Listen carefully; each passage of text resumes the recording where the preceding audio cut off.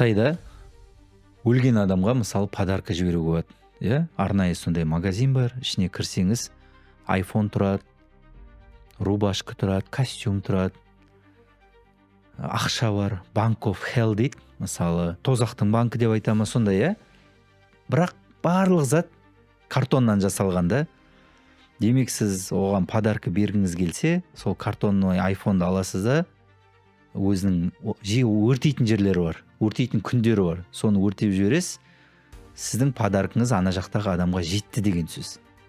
И ол ана жақта былай айтқанда құдайларына жақын болғасын, сіз үшін жақсылық сұрайды да. Оларға да ана жақта ақша керек деп, банағы ақшаны алып өртейді. Ана жақта ақша болу үшін.